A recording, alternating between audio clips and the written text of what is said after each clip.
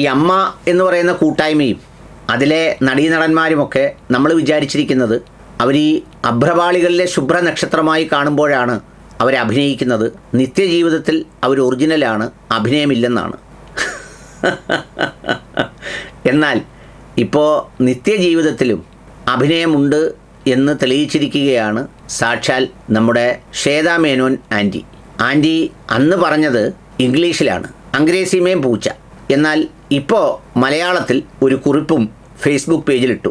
അത് തമ്മിൽ ആനയും ആടും പോലെയും കറുപ്പും വെളുപ്പും പോലെയും കാലും തലയും പോലെയുള്ള വിശ്വാസമുണ്ട്.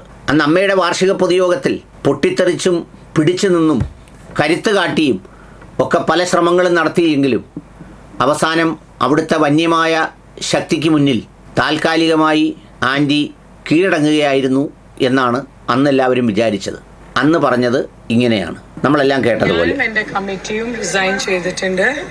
ഞാൻ പേഴ്സണലി ശ്വേതാ മേനൻ എന്ന അമ്മ എന്ന മെമ്പർഷിപ്പ് ഞാൻ ഇവിടെ റിസൈൻ ചെയ്യാണ്. I have come out of Amma organization. Amma രാജിവെച്ചു.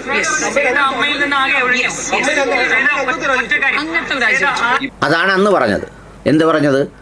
ഞാൻ രാജിവെച്ചു, അംഗത്വവും രാജിവെച്ചു, സംഘടനാ സ്ഥാനവും രാജിവെച്ചു, സർവവും രാജിവെച്ചു എന്ന് പ്രഖ്യാപിച്ചത്. എന്നാൽ പിന്നീടോ ഇപ്പോൾ ഒരു പോസ്റ്റ് കിടക്കുന്നു. ആ പോസ്റ്റ് കിടക്കുന്നതിന് മുമ്പ് ഇവരെന്തോ പറയുന്നു, അഡ്ഹോക്ക് കമ്മിറ്റി.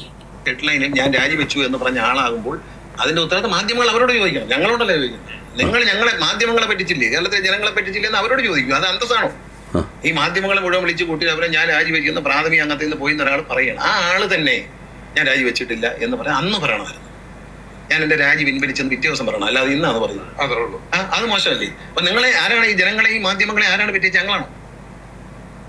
ഇത് എന്ത് തമാശ കളിയാണോ? കേരളത്തിലെ ജനങ്ങൾ മുമ്പിൽ ഇങ്ങനെ പറഞ്ഞിട്ട് മാറി പറയുന്ന തമാശ കളിയാണോ? ഇല്ല, പറഞ്ഞോന്ന് അറിയില്ല, ഇവര് പഠിച്ചു പറഞ്ഞു എന്നാണ് പറഞ്ഞത്. ഇല്ല, ഞാൻ രാജി തന്നിട്ടില്ല എന്നുള്ള ശരിയാണ്. പക്ഷെ അന്ന് രാജിവെച്ചു എന്ന് പറഞ്ഞ കാര്യം ജനറൽ ബോഡിയിലും പറഞ്ഞു. അത് നിങ്ങൾക്ക് ഓർമ്മ രാജിവെച്ചു എന്ന് ഞങ്ങളോടാന്ന് പറഞ്ഞു, എന്നോടല്ല പറഞ്ഞു. ആയിക്കോട്ടെ.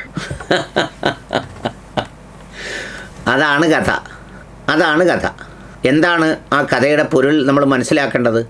അന്ന് രാജിവെച്ചു എന്ന് പ്രഖ്യാപിക്കുമ്പോൾ അത് രാജിവെക്കണോ, എന്താണ് ഞാൻ ആ തീരുമാനം എടുക്കേണ്ടതെന്ന് ചോദിക്കാൻ പിൻസീറ്റ് ഡ്രൈവിംഗ് നിരയിൽ ഉണ്ടായിരുന്ന ആരും ഉണ്ടായിരുന്നില്ല. അവരോടൊന്നും ചർച്ച ചെയ്യാൻ പറ്റിയില്ല.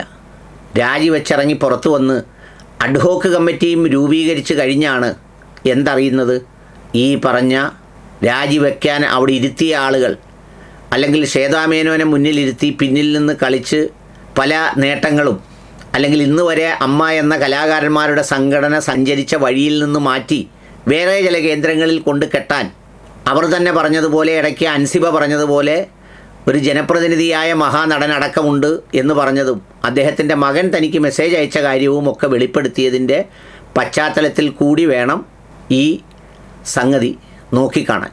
ഇപ്പോൾ ഫേസ്ബുക്ക് പോസ്റ്റിൽ ഇത്രയും ദിവസം ഞാൻ മൗനം പാലിച്ചത് അമ്മയ്ക്ക് വേണ്ടിയായിരുന്നു.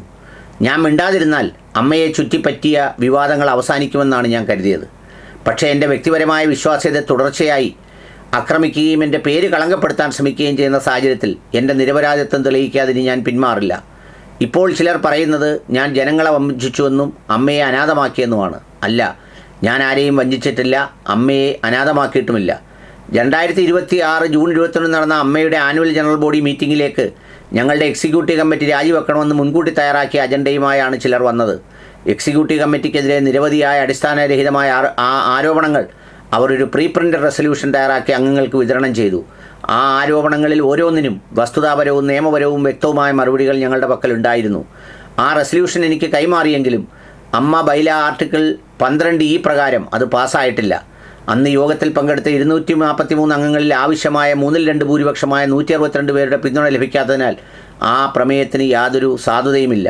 എൻ്റെ മൗനം മുതലെടുത്ത് അമ്മയിലെ അംഗങ്ങളെ തെറ്റിദ്ധരിപ്പിച്ച് ചില വെസ്റ്റഡ് ഇൻട്രസ്റ്റ് സംഘടനയെ ഹൈജാക്ക് ചെയ്യാൻ ശ്രമിക്കുകയാണ്. അതുകൊണ്ട് തന്നെ അമ്മയെ ഹൈജാക്ക് ചെയ്യാൻ ഞാൻ ആരെയും അനുവദിക്കില്ല.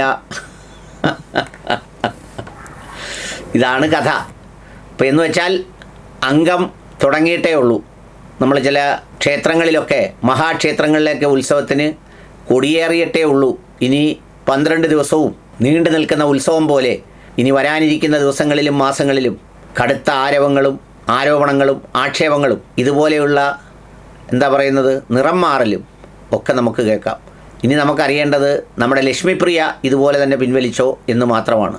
ശ്വേതാ മേനോൻ പിൻവലിച്ചെങ്കിൽ ലക്ഷ്മിപ്രിയ മിക്കവാറും 2 ദിവസം മുമ്പേ പിൻവലിച്ചിട്ടുണ്ടാവും എന്നതാണ് എൻ്റെ ഒരു തോന്നൽ, എൻ്റെ ഒരു ഇത്. കാത്തിരിക്കാം.